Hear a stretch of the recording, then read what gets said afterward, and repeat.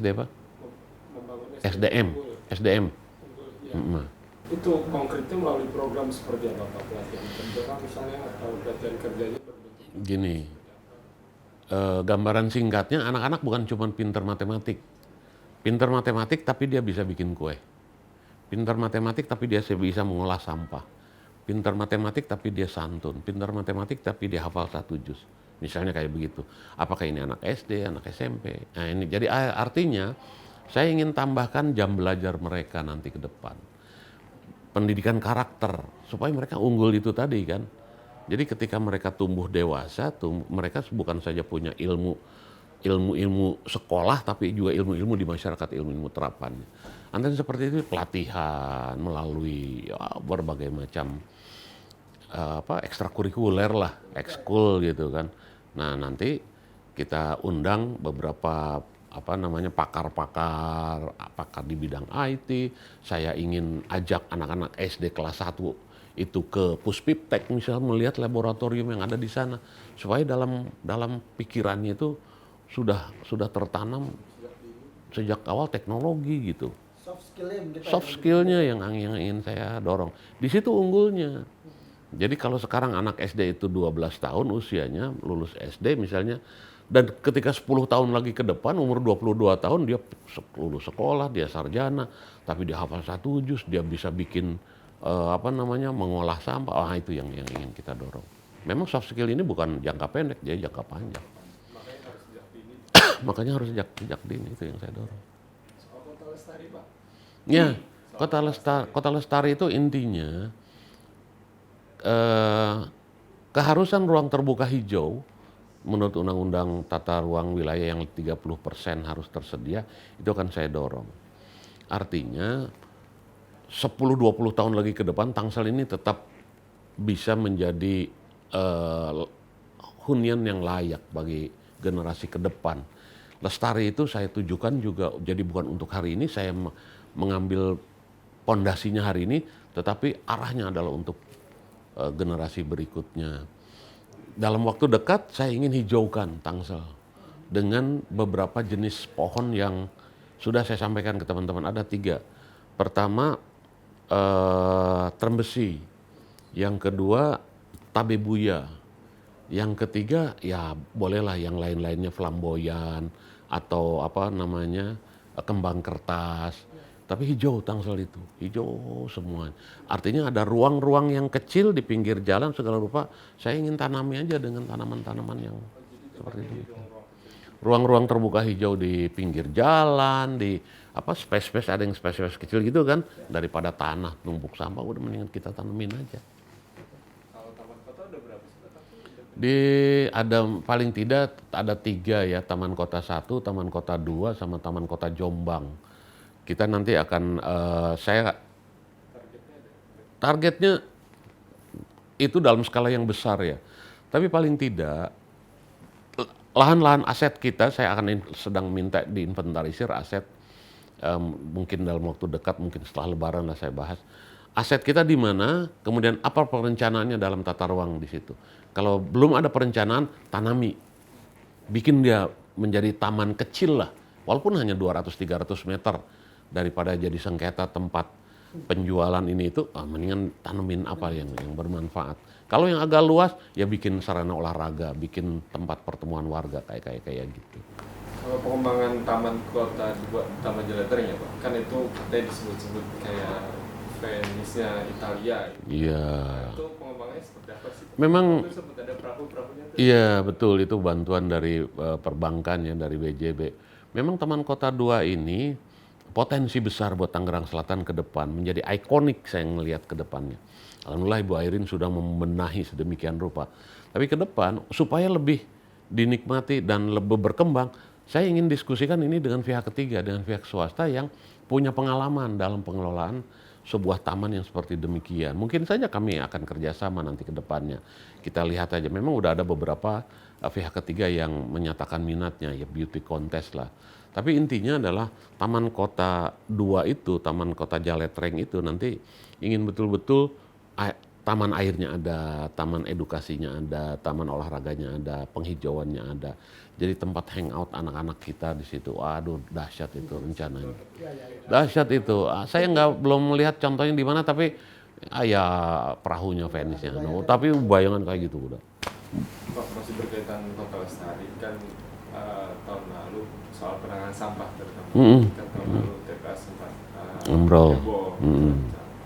Nah, ke depan penanganannya seperti apa sih, Pak? Atau rencana pembangunan kan PLTSA waktu itu sempat di. Iya, iya. Saya memang sudah minta sejak awal ke Dinas Lingkungan Hidup untuk mendorong percepatan final business case-nya untuk PLTSA itu. Saya tetap akan fokus ke pembangunan PLTSA karena hanya teknologi yang bisa menyelesaikan persoalan sampah di Tangerang Selatan. Perharinya 1.000 ton, itu dengan posisi 1.700.000 atau 550.000 kepala keluarga, sekarang ini hampir 1.000 ton per hari. Kalau nambah penduduknya berarti kan timbulan sampah juga nambah lagi. Jadi dengan luas lahan yang terbatas, ya teknologi jawabannya untuk menangani sampah di Tangerang Selatan ini. Itu yang akan. Jadi sekarang lagi saya dorong final business case-nya dipercepat deh selesainya. Kemarin kita sudah diasistensi oleh Korsubgah KPK, kita sudah diasistensi oleh dari Kementerian PUPR, dari Kementerian Lingkungan Hidup. Ya, alhamdulillah lah, mudah-mudahan cepat. Mudah-mudahan 2022 sudah mulai bisa, saya sih harapannya sudah bisa groundbreaking ya. Bukan groundbreaking, udah berproses. 2021 ini final business case selesai, tender internasional, groundbreaking, peletakan batu pertama ya. Kemudian setelah itu kan lahannya hanya 5 hektar, nggak terlalu luas. Ya mudah-mudahan 2022 sudah bisa sudah bisa berjalan. Tapi itu solusi terakhir kan ya, Pak, di Iya, soal penanganan iya, sampah. iya. Tapi kalau untuk penanggulangan sampah Sekarang, baru pakai TPS T3, iya, iya, Tangsel punya program itu. Nah, iya, itu iya, betul. Itu juga menjadi perhatian kita ya, penanganan sampah sejak awal dari rumah. Pola pembuangannya dulu, pola pembuangan kan sampah setiap hari. Makanya kita kerjasama dengan Serang. Saya belum lama juga berjumpa dengan Pak Bupati Tangerang, saya diskusikan masalah ini. Saya nanti mungkin akan melakukan MOU dengan Pak Bupati Tangerang, termasuk ikut membuang sampah ke Jatiwaringin, tempat pembuangan sampah punya kabupaten. Nah, di luar itu saya sedang mendorong TPS T3R kemudian bank sampah untuk aktif lagi. Saya akan berikan insentif bagi misalnya bank sampah yang neracanya, pembukuannya bagus gitu kan. Apakah nanti kita kasih motor atau kita kasih apa gitu kan. Atau kita kasih insentif yang lain, nanti itu bisa kita diskusikan. TPS T3R juga begitu. Saya sekarang sedang mengembangkan uji coba dulu saya sendiri nih dengan teman-teman tim kecil saya. Dari sampah kemudian kita produksi air licidnya, air lindinya itu menjadi menjadi pupuk, kemudian juga dari situ saya ingin dapatkan kutu air untuk makanan ikan hias. Dan yang di Tangerang Selatan, ikan hias sudah sampai ekspor ke beberapa negara yang terdekat di Asia Tenggara ini. Saya sudah ketemu dengan peternak ikan cupang, saya sudah bertemu dengan para pelaku ikan hias. Dulu sempat sebelum pandemi kan diadakan festival ikan cupang waktu itu kan. Nah, makanannya kutu air. Kalau kutu air sekarang ini yang diambil dari got, itu dari nyamuk kan. Ini mah nggak dari sampah, jadi dia tidak akan jadi nyamuk. Ya, antara lain seperti itu. Kalau ini Pak, soal SDM Pak, kan di misi Bapak mungkin efektif, efisien, tanpa ada pungli sama korupsi Pak. Boleh coba Ya, saya sudah koordinasi dengan Pak Kajari, saya sudah komunikasi dengan Korsubgah KPK untuk minta pendampingan sifatnya. Walaupun misalnya dari Kejaksaan Negeri itu sudah tidak ada lagi TP4D, tetapi mereka selalu membuka diri untuk melakukan kegiatan pendampingan bukan di ujung, tapi justru sejak awal. Perencanaan awal, mau lelang, setelah lelang, pelaksanaan, sampai evaluasi, pengendalian, perawatan segala rupa, itu minta didampingi sama teman-teman dari Kejaksaan. Pak Kajari alhamdulillah merespon positif.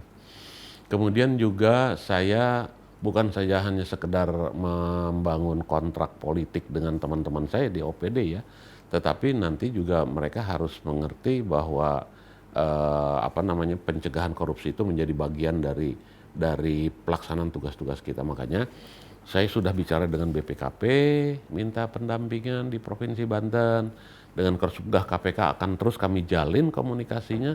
Silahkan mereka ke sini kapan-kapan, kemudian melakukan briefing atau melakukan coaching kepada teman-teman saya. Yang kedua, saya sudah juga meminta bantuan dari pihak perbankan. Nah, ini yang tidak pernah terpikirkan oleh teman-teman saya di bawah. Teman-teman saya di bawah itu harus punya sertifikat manajemen risiko namanya. Nah, jadi mereka harus berhitung risiko terhadap risiko kalau mereka bikin kegiatan A gitu kan, apalagi konstruksi fisik, dia harus berhitung risiko. Kalau hujan gimana, kalau bahan datang terlambat gimana, kalau kekurangan orang gimana, kalau ada dan lain sebagainya, harus dihitung. Mereka harus punya kemampuan menghitung risiko itu. Ini menjadi bagian dari kinerja dan penghitungan TPP saya sama mereka. Saya sudah mintakan bantuan dari pihak perbankan untuk melakukan bimbingan teknis manajemen risiko nantinya. Mungkin mudah-mudahan dalam waktu dekat yang tidak terlalu lama lah, setelah Lebaran nanti saya undang lagi.